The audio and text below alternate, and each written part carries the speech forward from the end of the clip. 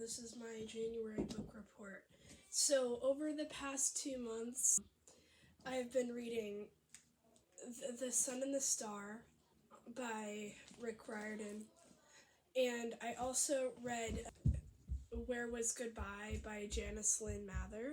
The Sun and the Star tells the story of Nico D'Angelo and Will Solis journeying to the underworld to stop something that's been calling out to Nico in his nightmares from Tartarus, which is the deepest part of the Greek underworld, and only 3 demigods have ever survived, Nico being one of them. And Nico D'Angelo, he thinks that it is Bob who is calling out, and Bob is the Titan Iapetus. Had a dip in the river Lethe after Percy Jackson did that. So after he dipped in the river Lethe, he can't remember anything. And now he thinks he's a janitor named Bob who's friends with Percy Jackson. And so now they have to rescue someone. And I have loved this book so far. I'm about 78 pages in. So the prophecy of this book is from the perspective of the Oracle of Delphi, who is the oracle who tells the future for demigods and allows quests to happen. And the prophecy I've just found: go forth and find the one who calls out your name, who suffers and despairs for refusing to remain. There leave something behind of equal value behind, or your body and soul no one will ever find. I wanted to read, it's about a page of this, but I really love this part. Wake up, Nico! He opened his eyes with a jolt, but could not make out the figure looming over him. Nico kicked out with his right leg, unfortunately landing a foot square in his boyfriend's stomach. Will howled and tumbled to the edge of the bed, then curled up on the floor of the Hades cabin. Nico, I swear, how do you pack all of that energy into your body? I'm sorry, said Nico. You scared me. Will winced as he sat upright. I think you have that backward. I could hear you screaming bloody murder from my cabin. Nico put his head in his hands. I had a bad dream. Bad dreams, plural. Really bad dreams. Nico felt a weight settle on the bed next to him, and he looked up to see Will there. I'm really sorry about the kick in the gut. Will smiled and warmth washed over Nico. Can I hold you? Would that be okay with you?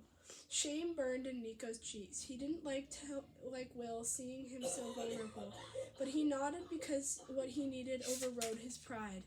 Will pulled him close, and Nico quietly cried into his boyfriend's chest. It's all right. Will ran his hand up and down Nico's back. They were just dreams, but were they? Nico thought. Before he could tell Will any of the details, the door to the cabin burst open. Kyrat stood there, his eyes wide. I really liked that quote because it emphasizes the relationship these two have, Nico D'Angelo and Will Solis, and how that grows throughout the book. I'm excited to see. And the next book I read was Where Was Goodbye by Janice Lynn Mather. The story follows a girl in her senior year of high school who had a brother who passed from suicide. So now she's trying to discover why, and she really digs into her her experience and going through, and she is trying to heal and discover, because it felt like there were all these questions around why her brother did what he did and made the choice that he made. She was going through. I actually ended up DNFing that one because it didn't prove interesting to me, because I did like the plot itself, but I ended up growing stagnant with reading in general and not really finishing it.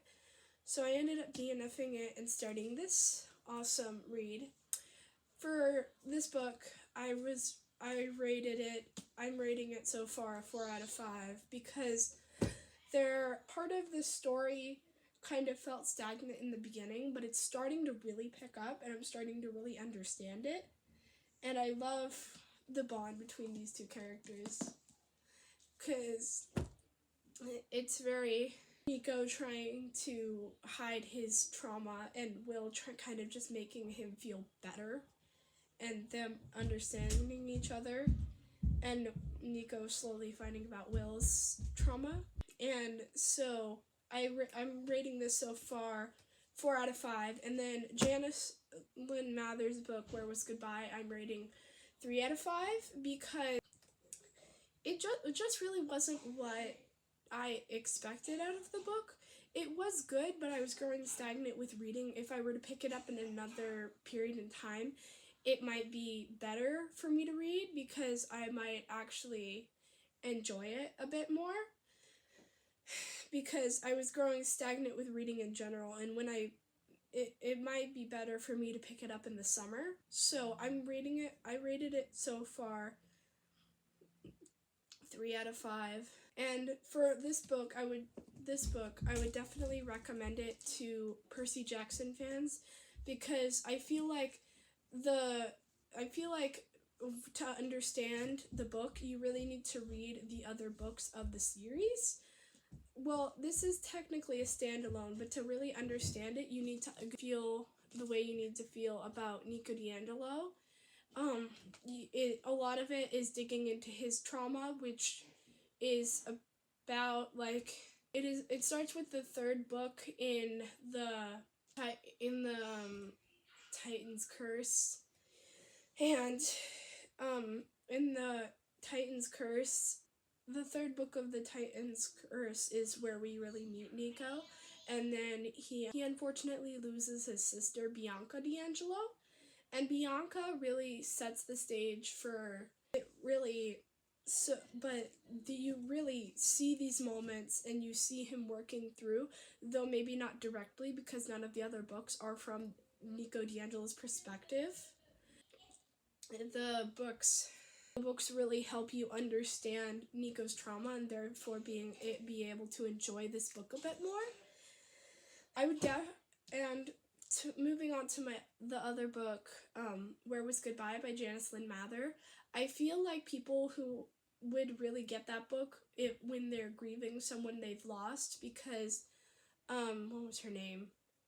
I can't remember the main character's name. I'll put it up on screen if I remember, but she's really working through grief and throughout the book, at least out of what I read, and I would definitely recommend it to people who are grieving the loss of a loved one, or perhaps someone, like, really, because in that book's case, she's grieving the loss of her brother, someone who she thought she was very close to, and then she just wasn't. For some reason, she was very close to her brother, and then her brother just decided to commit suicide, and it really drove her into a grief of, why would he do this? I thought we were close. And throughout the book, you also get flashbacks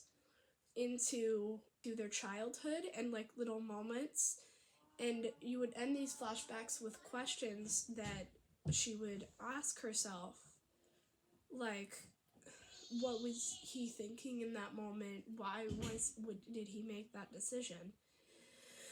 And it's really hard it's an interesting book to try and understand and really get into the ethics of, but I unfortunately wasn't in a place to really enjoy the book itself. So now I want to pick it up later, but I haven't yet. So yeah, that's most of my reviews. I haven't really been in a great place with reading, because I haven't read as much as I should and want to. So yeah, that is where I am at with reading, and yeah, it's cool.